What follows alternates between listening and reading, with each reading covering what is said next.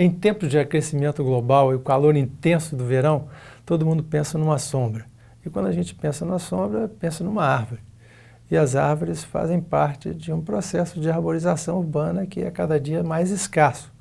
Para falar sobre arborização urbana, nós temos aqui a presença do agrônomo, mestre em ciências florestais, e está concluindo o seu doutorado na área, lá no Rio de Janeiro, e tem larga experiência na produção de mudas de árvores e plantios de árvores, mais de centenas de milhares já produzidos, né?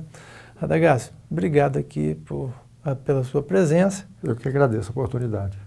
É sempre importante mostrar como que as cidades podem ficar mais amenas, mais equilibradas, inclusive para a vida mais confortável das pessoas. A arborização urbana é uma coisa que pode ser implantada e deveria ser constantemente trabalhada em todas as cidades, seja de porte pequeno, porte médio, porte grande. Primeiro porque não tem um custo elevadíssimo, seria um planejamento e uma execução. Ou seja, não querer fazer coisas faraônicas, plantar excesso de árvores em ruas que não têm condições, em praças que não têm condições, árvores de porte muito elevado em áreas onde não há condições físicas, espaços físicos devido à fiação, devido ao esgoto, devido a uma série de o próprio trânsito e tudo. Adaptar a cada localidade, né? A cada situação, né? Cada situação é uma situação. Pode ser até um arbusto, né? Pode ser um arbusto, pode ser uma árvore de porte menor. E outra, não há só necessidade de arborização em rua, em avenida. Nós temos uma série de áreas, reservas, parques, entornos de cemitérios, áreas de declividades acentuadas, que serviriam inclusive de proteção para evitar uma erosão ou coisa maior. Áreas onde passam redes de energia elétrica de alta tensão dentro das cidades. Essas áreas podem ser trabalhadas como a cidade do Rio de São Paulo já permite.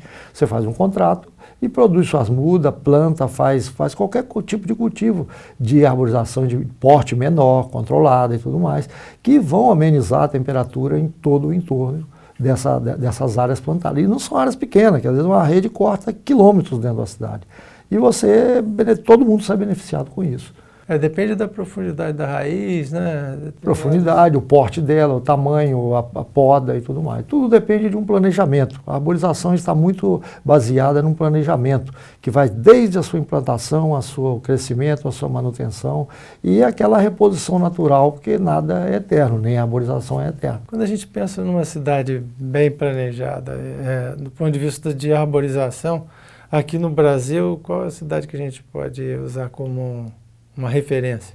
No sul do Brasil nós temos várias cidades bem arborizadas, tem problemas também, cidades do Paraná, cidades do Rio Grande do Sul. Um caso até que eu gostaria de citar, por exemplo, Porto Alegre. Tem uma arborização muito boa, mas tem um outro problema, aquela questão de valorizar algumas espécies em excessividade, como por exemplo o tipo Anatipu, foi muito plantada na arborização de Porto Alegre. É uma espécie nativa, né? É uma espécie nativa da região. Só que ela não tolera uma arborização isoladamente em ruas e avenidas. Ela é muito melhor em parques, em jardins e áreas adensadas. Então, depois de uma certa idade, ela começa a apresentar problemas de enraizamento, problemas de excesso de peso, e qualquer vendaval, qualquer ventania, elas caem. Notícia toda hora no jornal, Porto Alegre caíram tantas árvores devido a um vento de tantos km por hora. É uma coisa um pouco atípica, aí está faltando uma coordenação, uma adaptação e um planejamento. Mas no Paraná nós temos muita cidade, Maringá, Ponta Grossa, muitas cidades muito bem arborizadas, tem gente trabalhando em cima disso. E a gente deve procurar sempre ter um mínimo de metro quadrado de área verde por habitante. Inclusive já são tendências, obrigações da OMC, da Sociedade Brasileira de Arborização Urbana e tudo, que não são muito cumpridas, que seria de 12 metros quadrados de área verde por habitante. Esse é um índice muito importante. A maioria das cidades brasileiras hoje trabalham com 5, 6, às vezes até menos. E já tirando um link disso, eu cito a cidade do Rio de Janeiro e a cidade de São Paulo, que elas utilizam as reservas da Serra da Cantareira em São Paulo e da Serra da Flor da Floresta da Tijuca como áreas de arborização. Contabilidade, né? Contabiliza isso. Só que elas são adensadas, elas não têm muita influência no total da vida. Porque São Paulo, a não ser o Parque do Ibirapuera e aquela área do campus da USP. Mas elas estão muito adensadas, então elas não estão bem divididas. Por exemplo, você chega na região leste de São Paulo, é um problema. Qualquer chuvinha é vendaval, é isso, é aquilo, é alagamentos e tudo mais. Na região do Rio de Janeiro, toda a Zona Oeste tem arborização praticamente nenhuma. Zona Norte também. E são as áreas mais quentes. E são as áreas mais quentes. E a Floresta da Tijuca é linda, inclusive vale uma ressalva, que é a maior floresta artificial do mundo.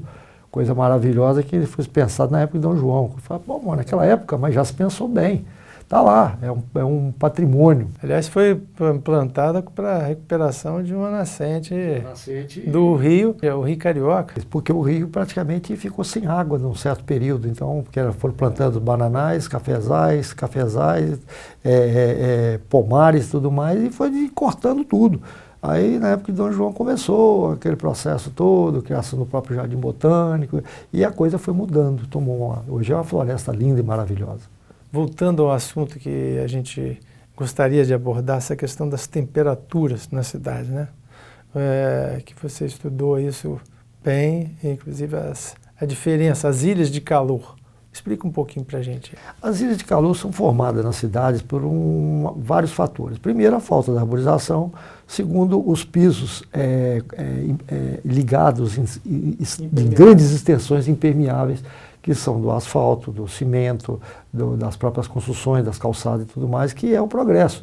Mas isso pode ser amenizado, pode ser contornado, pode ser amenizado com a arborização urbana, principalmente, não vou dizer que seja a única, mas a arborização urbana é uma coisa relativamente barata, desde que planejada, desde que bem implantada, e que traz um benefício muito grande. Você tem variações em qualquer cidade, só fazer um inventário, fazer um levantamento, você vê dentro de uma cidade, um local onde você tem um adensamento maior de árvore, um local onde você não tem, você tem a variação térmica que atinge até 5, 6, 9 graus.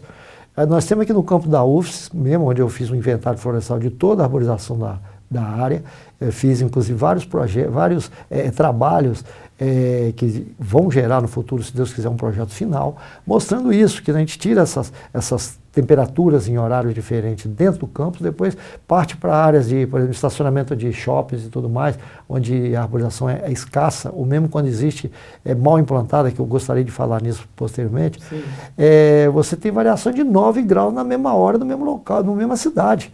Então, isso para o ser humano, 9 graus, é muito, não é pouco não, é muito. Isso afeta muito a vida da gente. Agora, se a gente tem que trabalhar com outras coisas, não é só a arborização urbana, nós temos que pensar nas paredes dos prédios, nas paredes verdes, como se fala, nas texturas, nas colorações das paredes, nos jardins suspensos dos telhados, dos prédios, que já se faz muito isso. São Paulo já está trabalhando com isso. Paris, Berlim, outras cidades no mundo inteiro, Amsterdã, tem muita área, muita coisa nesse sentido.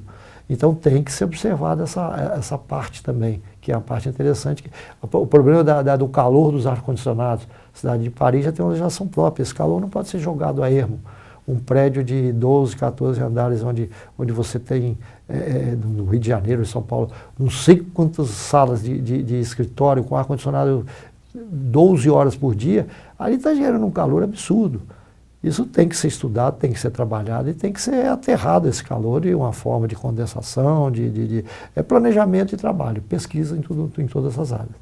Mas a arborização urbana ainda é o mais rápido. Nós vamos a um rápido intervalo, voltamos já com a nossa entrevista sobre a arborização. Fique conosco.